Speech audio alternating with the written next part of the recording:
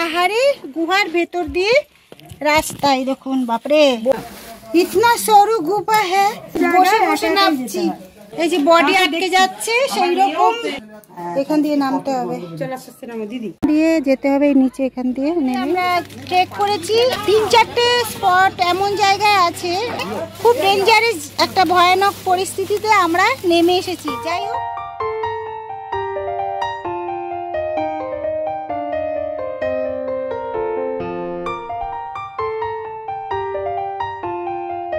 বৈদ্যনাথ ধামে যদি পুজো দেওয়া হয়, তারপর যদি বাসুকীনাথে এসে পুজো না দেয়, সেই পুজোর কোনো পুণ্যতা লাভ পায় না।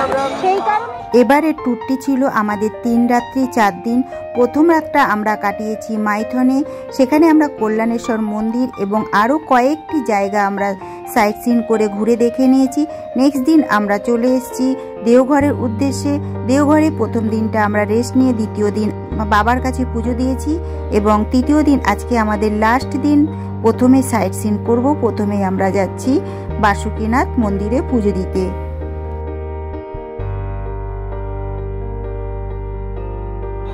মন্দিরের গেটেই রয়েছে এরকম জল পাবেন এবং ফুল পাবেন, এখান থেকে নিয়ে নেবেন, 20 টাকার মধ্যে পেয়ে যাবেন। বাসুকীনাথ ইংরাজি থেকে অনুবাদ করা হয়েছে।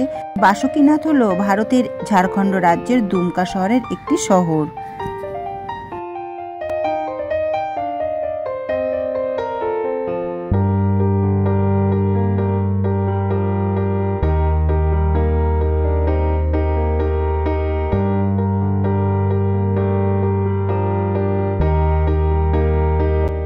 বাসুকীনাথ মন্দিরকে বাবা ভোলেনাথের দরবার বলে মনে করা হয়। ভগবান শিব এবং দেবী পার্বতীর মন্দিরগুলি একে অপরের মুখোমুখি করে এখানে স্থাপন করা হয়েছে। গেট খোলার সময় ভক্তদের গেট থেকে দূরে সরে যেতে বলা হয়, কারণ বিশ্বাস করা হয় এই সময়ে ভগবান শিব এবং দেবী পার্বতী একে অপরের সাথে মিলিত হয়।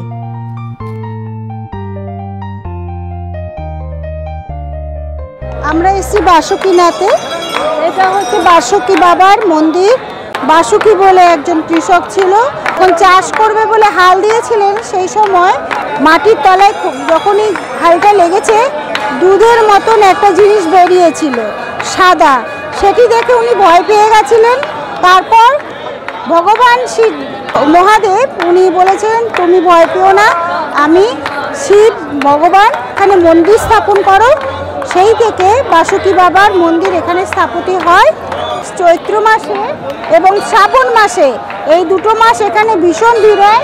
দেখুন প্রচণ্ড লাইন, এখানে প্রচুর লোকের ভক্ত সমাগমের ভিড় হয়েছে।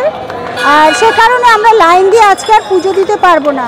আমরা দুধ জল, গঙ্গা জল কিনে এখানে একটা ছোট মন্দির আছে, এখানে আমরা জল ঢেলেছি। বৈদ্যনাথ ধামে যদি পুজো দেওয়া হয়, তারপর যদি বাসুকীনাথে এসে পুজো না দেয়, পুণ্যতা লাভ পায় না। সেই কারণে সবাই বাবা বৈদ্যনাথ ধামে পুজো দিয়ে বাসুকীনাথে আসে পুজো দিতে। এরপর চলে যাব পরের ডেস্টিনেশনের দিকে। এবার ত্রিকুট পাহাড় ভারতের ঝাড়খণ্ড রাজ্যের দেওঘর শহর থেকে 10 কিমি দূরত্বে দুমকা যাওয়ার পথে অবস্থিত একটি পাহাড়। এটির 3টি শৃঙ্গ আছে, যা থেকে ত্রিকুট নামটি এসেছে। এসে গেছি আমরা ত্রিকুট পাহাড়ে। এই যে ত্রিকুট পাহাড় সামনে দেখতে পাচ্ছেন, এখানে যাব, আরো যা যা আছে মন্দির ঘুরে দেখব, সেটাও দেখাবো। পাহাড়ের ওপরে ঘন জঙ্গলের মধ্যে ত্রিকুটাঞ্চল মহাদেবের মন্দির আছে। সবচেয়ে উঁচু শৃঙ্গটি সমুদ্রপৃষ্ঠ থেকে 2470 ফিট এবং মাটি থেকে 1500 ফিট উঁচু।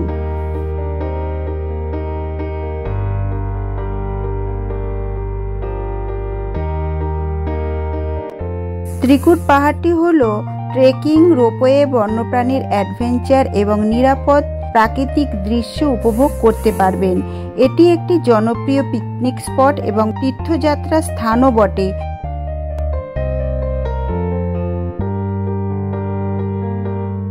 পাহাড়ে চড়ছি, ত্রিকুট পাহাড়। চড়াই দিকে ঘন জঙ্গল, বিখ্যাত ত্রিকুটাঞ্চল মহাদেবের মন্দির এবং ঋষি দয়ানন্দের আশ্রম অবস্থিত। ত্রিকুট পাহাড়ে এটা অঘরী গুহা। অঘরীরা যারা আসে শ্রাবণ মাসে বাবার মন্দিরে, তখন এই গুহার মধ্যে ওরা থাকে। আপনারাও চলে আসুন এইভাবে ট্রেক করতে চাইলে পাহাড়ে।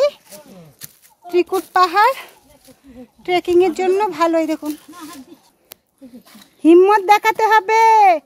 বাবলির মাকে দেখুন ট্রেকিং করছে। আমাদের কিছু লোক চলে গেছে ওপরে। ওই যে ত্রিকুট পাহাড়ের 3টি চূড়া রয়েছে এবং সর্বোচ্চ চূড়াটি সমুদ্র পৃষ্ঠ থেকে 2470 ফুট এবং ভূমি থেকে প্রায় 1500 ফুট উচ্চতায়, যা একটি ট্রেকিংয়ের জন্য একটি আদর্শ অবস্থান তৈরি করে। 3টি চূড়ার মধ্যে মাত্র দুদিকে ট্রেকিংয়ের জন্য নিরাপদ বলে মনে করা হয়। তৃতীয়টি অত্যন্ত খাড়া ঢালের কারণে দুর্গম। আমরা এখন ত্রিকুট পাহাড়ে ট্রেক করছি। বেশ অনেকটা খাড়াই। যারা ট্রেকিং করতে পারবে তারা এরকম পাহাড়ে চড়ে, কিন্তু আমরা আমাদের ধরে ধরে গাইড নামাচ্ছে, ওঠাচ্ছে কিছু কিছু জায়গায়। এই যে আমরা গাইড নিয়েছি, সেইভাবে আমাদেরকে দেখাচ্ছে। একটা জায়গায় পয়েন্টে গিয়ে সেখানে 3টে পর্বতের চূড়া, ব্রহ্মা, বিষ্ণু, মহেশ্বর দেখিয়েছে এবং 2টো মন্দির আছে, সেগুলো দেখিয়েছে। এবার আমরা নিচের দিকে নামছি। পর্বতের চূড়ায় উঠবার জন্য একটি রোপওয়ে তৈরি করা হয়েছিল। বছর 3 আগে সেটি একটি দুর্ঘটনার কারণে বন্ধ হয়ে গেছে। পর্যটকরা তাই সিঁড়ি ব্যবহার করে ওপরে উঠতে পারে। বর্ষাকালে পাহাড়টি মেঘে ঢাকা থাকে এবং জুন, জুলাই, সেপ্টেম্বর থেকে জলপ্রপাত ও ছোট স্রোত দেখা যায়। আমরা এবার চললাম তপবনের উদ্দেশ্যে। এটি দেওঘর থেকে 10 কিমি দূরে। তো আমরা এখন তপবনে আছি। এই যে তপবনের পাহাড়, এখান দিয়ে উঠতে হবে চটি খুলে। দেওঘরের পবিত্র শিব মন্দিরের বাড়ি এই তপবন। তপবন মহাদেবের নামে পরিচিত। পাহাড় এবং মন্দির ছাড়াও এখানে কিছু গুহা এই স্থানে অবস্থিত, যার মধ্যে একটি গুহায় একটি শিবলিঙ্গ স্থাপন করা হয়েছে। স্থানীয়দের মতে বিখ্যাত কবি ঋষি বাল্মীকি তার অপকর্মের তপস্যা করতে এখানে এসেছিলেন। আপনি যদি দেওঘর পর্যটন স্থান পরিদর্শন করবার পরিকল্পনা করেন, তবে আপনার তপবন মহাদেব মন্দিরে আসা অবশ্যই উচিত। পাহাড়ের চূড়ায় অনায়াসে পৌঁছে যাওয়া যায়, কারণ যথাযথ ধাপ রয়েছে। এখান থেকে আপনি আশপাশের এলাকার একটি মনোরম দৃশ্য পাবেন। বিস্তীর্ণ মাঠ, পুকুর। আমরা চলে এসেছি তপবনে। তপবনের এই ভিউটা এক্সিলেন্ট ভিউ। টপে উঠে গেছি। টপের এই পোর্শন থেকে খুব সুন্দর একটা ভিউ পাওয়া যায়। এদিকে তপবনের শেষ যেই মন্দিরটা আছে চূড়ায়, এখানে এই ভাঙা ভাঙা পাহাড়গুলোর ভেতর দিয়ে সরু সরু পাহাড়ের ফাটলের মাঝখান দিয়ে যেতে হবে। সেটা আবার অন্যরকম অভিজ্ঞতা, দেখাবো। তপবনের শেষ মন্দিরে এসেছি, আর এখান দিয়ে গুহা আছে, এখান দিয়ে নেমে যেতে হবে। महाराज बाबा अपने 44 बছর ধ্যান করে শিবের সঙ্গে দেখা পেয়েছে। খাবে আশীর্বাদ করবে আপনাকে।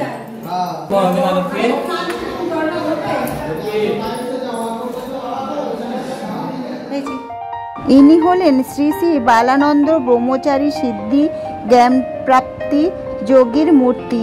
বলা হয় বাঘ ওনাকে পাহারা দিতেন যখন তিনি ধ্যানে বসতেন। মন্দিরের সেকেন্ড গুহাটায় এবার আমি প্রবেশ করলাম খুব সাবধানে, ধীরে ধীরে, কারণ অন্ধকারে কিছু দেখা যাচ্ছিল না। আন্দাজ করেই নিচের দিকে নামতে লাগলাম। নেমেই দেখলাম একটু আলো। তারপর দেখলাম ওখানে একটি পুরোহিত আছে আর ফটো রাখা আছে। সবার কাছে পয়সা চাইছিল। আমিও পয়সা দিয়ে বাইরের দিকে বেরিয়ে এসে দেখলাম খোলামেলা চারিদিকটা, আর একটি গেট রয়েছে। এই গেট দিয়ে বেরিয়েই ডান দিকে সিঁড়ি, যেটা দিয়ে নিচে নামা যায়, আর বাঁ দিকে পাথরে ভাঙা ফাটলের মাঝখান দিয়ে পৌঁছে যাওয়া যায় ধীরে ধীরে নিচের দিকে। আমরা সেই পথটি ধরলাম। আমরা নামছি তপবন পাহাড়ে গুহার ভেতর দিয়ে রাস্তায়। দেখুন, বাপরে, তার মধ্যে ভিডিও করছি অ্যাডভেঞ্চার। আবার এখানে আবার দেখুন, এই যে নামতে হবে অন্ধকার। যখন নামতে পেরেছে আপনারাও আসুন ত্রিকুটে, এসে এরকম অ্যাডভেঞ্চার জায়গা, এগুলো পাহাড়ে ফাটলে ফাটলে बोलिए जो मनोकामना बाबा से मांगिए। इधर मूर्ति देख लीजिए, এই যে কই মূর্তি কই? আচ্ছা इधर इधर इधर इधर देखे। अरे यहाँ माता के झंडा है, इधर देखना। এই যে বাবা, ইতনা সরু গুফা হ্যাঁ, এটাই অ্যাডভেঞ্চার হচ্ছে। দেখুন নাম, এই যে খুব সরু পাহাড়ের ফাটল। সুপর্ণা বৌদি নাচছে, সুপর্ণা বৌদি তো এক্সপার্ট হয়ে যাবে, দম আটকে যাবে, কিন্তু কত ঠান্ডা থাকে ভেতরে। হ্যাঁ এই যে দেখুন আমরা বসে বসে নাচছি, দুটো পাহাড়, এই একটা পাহাড়, এই পাহাড় বাস বডি, এই যে বডি, এই যে বডি আটকে যাচ্ছে সেই রকম ফাটলের মধ্যে দিয়ে গর্ভের মতো আমরা নাচছি। বাবার মতো ভীতু হয়েছে, খালি ভয় পায়। গর্ভ কি হোক, গর্ভ কি হোক, যাবে। হর হর মহাদেব, বম বম বলে বলে বলে বলে বলে। ভেতরটা দিয়ে আমরা নেমেছি গুহার ভেতরে, কিভাবে ঝুলছে। এই যে অনেক চামচিকি আছে এখানটা, চামচিকির গন্ধে বেরোচ্ছে না, এখান দিয়ে নামতে হবে। এই যে এখান দিয়ে যেতে হবে, নিচে এখান দিয়ে নেমে আমরা ওই দিক থেকে নেমে এসেছি, ওই দিক থেকে নেমে নেমে এবার এদিকে যাবো। জয় তারা, জয় কালী, জয় বলে জয় মা। আমরা অনেক ঠাকুরের নাম নিয়ে নিয়েছি, হ্যাঁ, যখনই পাচ্ছি না, ভয় পাচ্ছি, তখনই ঠাকুরের নাম নিচ্ছি। দেখুন এই যে জয় হনুমান, জয় শ্রীরাম, জয় ভোলেনাথ, সব ঠাকুরের নাম নিয়ে নিচ্ছি আমরা। এই দেখুন নাচছি, এই যে বাবলির মা নাচছে, এই যে বাবলির মা, দেখুন বাবলির মা নাচবে এবার।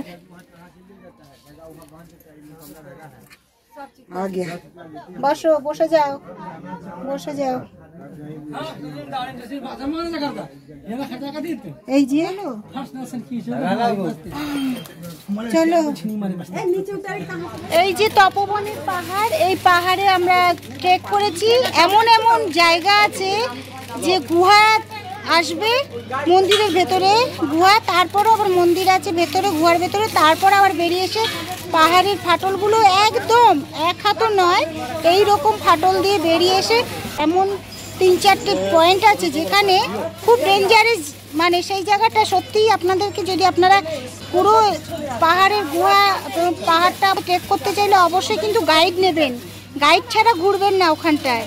মানে ভীষণই একটা ভয়ানক পরিস্থিতিতে আমরা নেমে এসেছি। যাই হোক, সুস্থভাবে ফিরে এসেছি, অসুবিধা হয়নি, তবে মনে একটা সারা জীবনের একটা ফিল রয়ে যাবে। ভয়ানক ব্যাপার হলেও এনজয় অনেকটা হয়েছে। তো আসবেন তপবন, এখানে দেখে যাবেন। এরপর আমরা চলে এলাম দেওঘরের শহরের মধ্যেই রয়েছে দুর্গা মন্দির। দুর্গা মন্দিরের ভেতরটা আমরা ঘুরে দেখলাম। বড় একটি দুর্গা প্রতিমা সামনে রয়েছে, আর চারিদিকে অনেক ধরনের দেবদেবী ঠাকুরের ফটো লাগানো রয়েছে।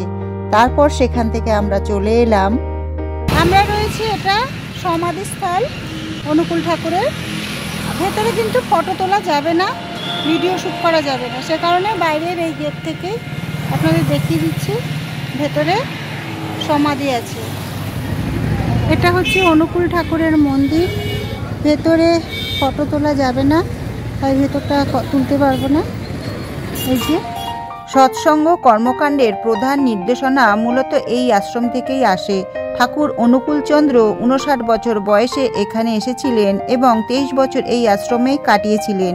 দেওঘরের সৎসঙ্গ আশ্রম ঝাড়খণ্ডের যোশীডি রেল স্টেশনের বড় শাখা। স্টেশনটি বৈদ্যনাথ ধামের কাছে অবস্থিত, সেখান থেকে কাছেই দেওঘর। দেওঘরের সৎসঙ্গ আশ্রম এলাকার পরিবেশ প্রাকৃতিক সৌন্দর্য ভরপুর। শাল, তাল, আম, জাম, হরিতকি প্রভৃতি গাছের ভর্তি এই এলাকা।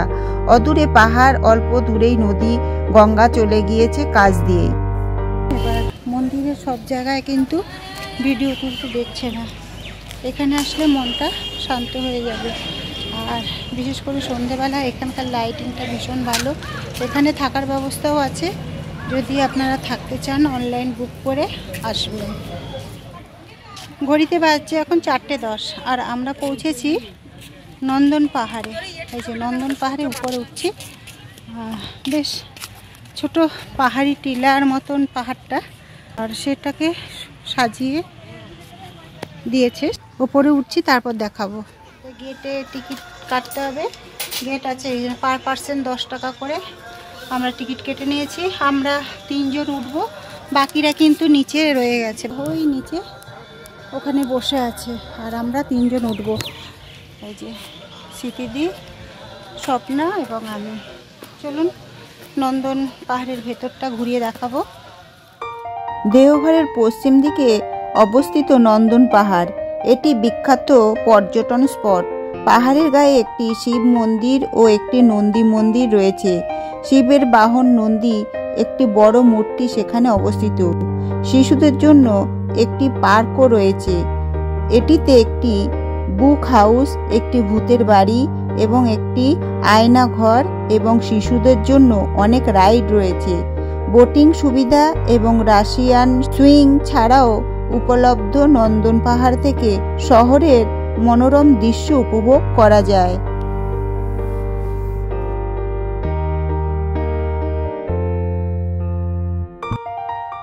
আমরা ঢুকেছিলাম 2 টাকা টিকিট কেটে 3 জনে মিলে এই ভূতের ঘরটিতে। অ্যাকচুয়ালি ভূতের ঘরটা বাচ্চাদের জন্যই বিনোদন।